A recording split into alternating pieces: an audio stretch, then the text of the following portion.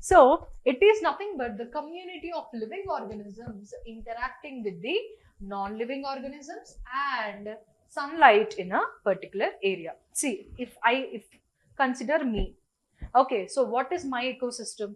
So I'm interacting with the lights, right? I'm interacting with the light. I'm interacting with all of this thing. So this is considered as my ecosystem. Right. Next.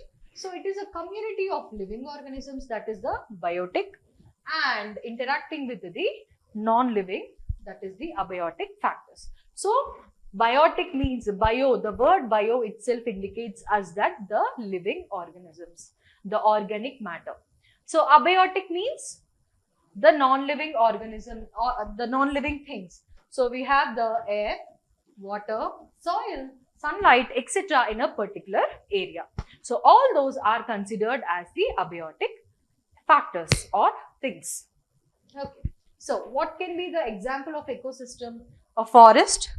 So forest le emuntayi, there are multiple organisms. So they have the air, the rainfall, the ponds, etc., the sunlight, etc., interacting with the organisms. So that is a ecosystem. A pond or a forest or a desert or a coral reef. So coral reef, there are multiple microorganisms living on the polyps. There is a symbiotic relationship between the polyps and the organisms there. So the fish is having some interaction with the coral reef. So that is a ecosystem.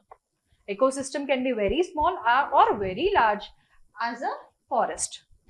Amazon forest, if you take, adi chinnaga undachu, like a small pond, to a very big Amazon forest. Okay, so size will vary. Right. Next. So the functions of a ecosystem. So what are the typical characteristics we need to know about the ecosystem?